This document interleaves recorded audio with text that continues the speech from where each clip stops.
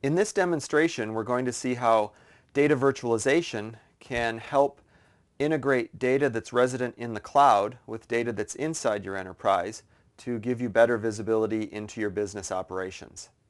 So the scenario that we're going to look at involves a company that sells products, and they keep their product orders in an internal database. It's actually an Oracle database. They manage their accounts and opportunities using Salesforce.com. So this is an example of a software as a service application where the data is actually in the cloud. And all of their product inventory, warehousing, and shipping is outsourced to a third party that uses Amazon's Elastic Computing Cloud as their computing resource. Up at the top, the sales management wanted to have an Excel dashboard that would show them opportunities that were at risk because of product shortages. So by using data virtualization, we can combine the products that are on order with the products that are on hand in the warehouse to create a products in shortage view. And then we can take the products that are in shortage and combine them with the active orders to find out which orders are in danger of not shipping or being back orders. And then we can take these back orders and combine them with forecasted opportunities for particular accounts and produce an opportunities at risk view. And then that opportunities at risk view can feed the dashboard so that they could potentially call these customers and take action. The key here, because we're using data virtualization, is that the dashboard will be live every time you refresh it. It will go back to these underlying data sources to actually get the data live out of the cloud and out of the enterprise. So let's take a look at the dashboard first. This is the Excel dashboard, and you can see that there's 3 opportunities right now that are at risk due to back-ordered products. So we have the account number, the account name, and the phone number so that you could actually identify who you might need to call. We have the name of the opportunity and the amount of the opportunity that we believe might be at risk.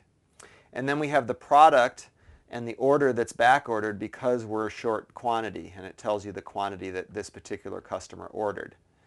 And anytime you want, you can refresh this and it will go back, and you can see that we now have a couple extra opportunities that are at risk due to back orders.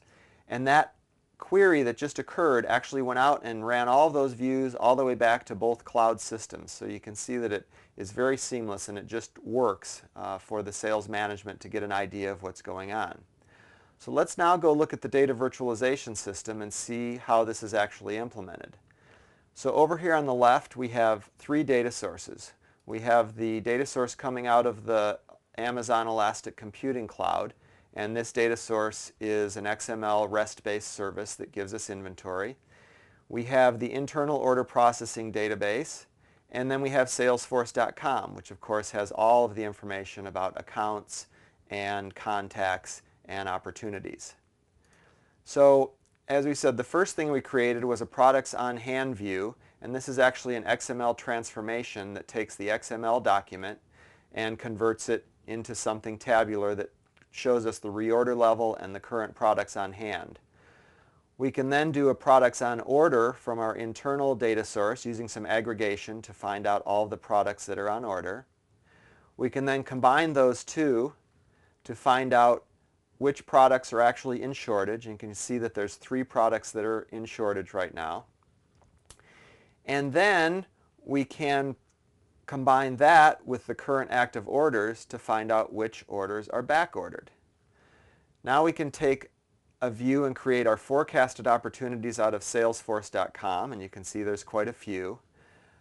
But then we can go and combine that with our back orders to see which opportunities might be at risk because this particular account has a current order that won't ship on time.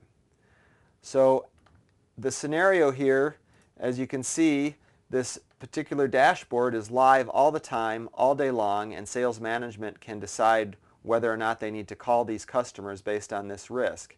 And when you look at this architecture and realize that the data is coming not from a single source, and the data is not coming from data you integrated last night, but it's coming live from these cloud-based systems, and combining that data with your internal databases, you can see that you get up-to-the-minute visibility that helps you run your business better.